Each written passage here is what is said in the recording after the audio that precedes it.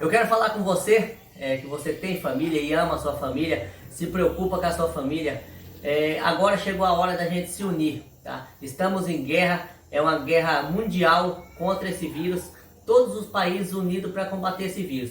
E o único jeito de você combater esse vírus é você se manter em casa, se manter fora do foco, fora da área de pessoas contaminadas. Esse vírus ele não demonstra quem está portando ele, e ele é altamente contagioso. E eu quero que vocês assistam esse vídeo no final, continuação desse vídeo, como é feita a transmissão, como o vírus age. Então, para você tirar suas dúvidas e não ficar acreditando em fake news. Tem muitas pessoas aí falando que é conspiração do governo chinês, que não sei o que. Não, esse vírus existe e esse vírus é real e você pode proteger a sua família. Não importa onde você vive, certamente a sua vida já foi afetada de alguma maneira pela pandemia de coronavírus que vem causando pânico no mundo inteiro. A Covid-19, doença provocada pelo novo coronavírus, é nova no mundo da medicina. E por isso, muitos médicos e pesquisadores têm dificuldade em traçar estratégias de combate ao patógeno. Eu sou William Toffoli, narrador do Mistérios do Mundo, e hoje você vai saber como o novo coronavírus age no corpo humano. Se você gostar do vídeo, não se esqueça de deixar o like, se inscrever no canal Mistérios do Mundo e ativar as notificações. Vem aplicando severas restrições em seus territórios e incentivando as pessoas a permanecerem o máximo possível dentro de suas casas para evitar que o contágio seja ainda mais veloz e mortal. Como você provavelmente já sabe, o coronavírus é altamente contagioso e passa de uma pessoa para outra a partir das gotículas que são expelidas pelo nosso corpo, por exemplo, quando tossimos ou espirramos. Podemos contrair o vírus apenas por conversar muito próximo a alguém que esteja infectado, ou por respirar o mesmo ar de alguém que esteja portando a doença. É justamente por conta disso que a recomendação para quem não pode ficar em quarentena dentro de casa é lavar constantemente as mãos com água e sabão e usar álcool em gel quando não for possível lavá-las adequadamente. É prudente também não tocar os olhos, nariz e boca, principalmente na rua e dentro de ambientes com aglomeração de pessoas, para evitar que o vírus seja levado até as mucosas. Mas e se todas essas medidas não forem suficientes e você ainda assim acabar contraindo o coronavírus? O que vai acontecer com o seu corpo? Bem, é importante saber primeiramente que o SARS-CoV-2, o coronavírus que começou a se espalhar na China ainda no ano passado, ataca principalmente as vias respiratórias de suas vítimas. O vírus é incapaz de entrar em tudo o que vê pela frente. Ele requer uma entrada específica, mas esses parasitas invisíveis têm uma carta na manga: as proteínas Spike. Essas proteínas são protuberâncias pontiagudas ao redor do envelope viral, resultando em um formato de uma coroa, daí o nome coronavírus. Essas proteínas conseguem se conectar com certos receptores em nosso corpo. Por isso, quando os vírus estão do lado de dentro, eles procuram por essas fechaduras nas células. O SARS-CoV-2 consegue se conectar a uma proteína chamada ACE2, que está presente em vários tecidos do nosso corpo, incluindo nariz e boca. E como o coronavírus tem acesso ao nosso corpo exatamente por esse sistema, ele não precisa procurar muito para encontrar suas vítimas. Assim que encontra os receptores ACEs, as spike do vírus se conectam à proteína e faz com que a célula o englobe, depositando seu material genético. E então, a festa viral começa. O coronavírus transforma suas células em fábricas de RNA viral e proteínas, se reproduzindo.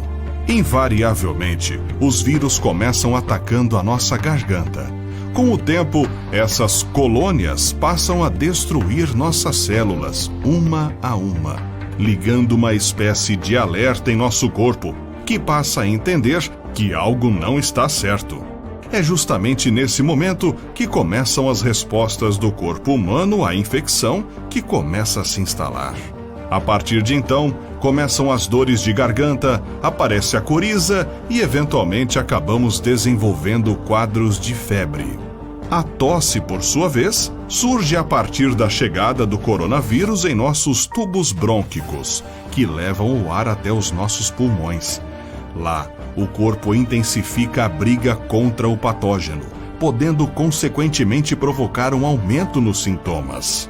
Vale ressaltar que a Covid-19 não provoca sintomas graves em todos os infectados. Inclusive, é possível que você passe por todo o curso da doença sem sequer desenvolver uma tosse. Segundo a Organização Mundial da Saúde, entre todos aqueles que desenvolvem sintomas, 80% não passam de um quadro leve, com tosses, febres e, eventualmente, pneumonia. Por outro lado, 14% desenvolvem sintomas um pouco mais graves, como falta de ar. Por último, 6% enfrentam a face mais perigosa da doença, onde há choque séptico, falência de órgãos, insuficiência pulmonar e risco de óbito.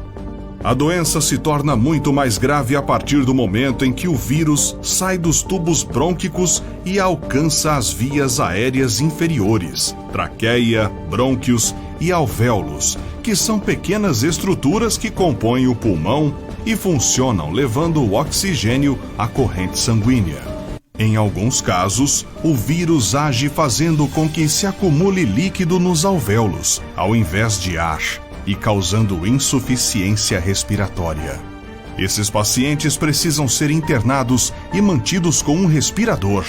A situação pode variar de quadros mais leves, em que uma pequena parte do pulmão é afetada, até casos mais graves, quando uma grande parte dos 2 pulmões fica comprometida. Estudos mostram que mesmo após a recuperação das pneumonias mais graves, até 30% da função pulmonar é perdida. Infelizmente, os riscos não param por aí. De acordo com um estudo publicado na revista The Lancet neste mês de março, a Covid-19 não se restringe ao pulmão e a pneumonia não é a única arma do vírus na batalha contra o nosso organismo. Ainda que de forma inconclusiva, a pesquisa apontou que a doença pode causar danos a outros órgãos do corpo humano, como os rins, o fígado e o coração. De fato, os médicos já sabem que alguns pacientes com a Covid-19 desenvolvem quadros fortes de diarreia e dor abdominal, bem como outros problemas que não se relacionam com a infecção respiratória. Por fim, vale lembrar que o isolamento social e as quarentenas são as ferramentas que estão mais ao nosso alcance neste momento da pandemia. Ficando em casa, você pode estar protegendo muitas outras pessoas com o sistema imunológico mais debilitado que o seu.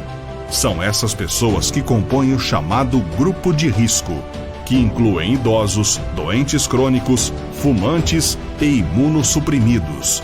Como as autoridades insistem em dizer, não se trata de pensar apenas na própria saúde, porém, na saúde pública como um todo. Já se sabe que caso a população não atenda aos apelos das autoridades para que as pessoas fiquem em casa, nossos sistemas de saúde não darão conta de atender todos os infectados pela Covid-19, em conjunto com outras enfermidades. Permanecendo em quarentena, no entanto, podemos diminuir a curva de ascensão da doença em nosso país, garantindo aos órgãos de saúde maior fôlego nessa guerra à epidemia. Faça a sua parte. Cuide da sua saúde, também da dos demais.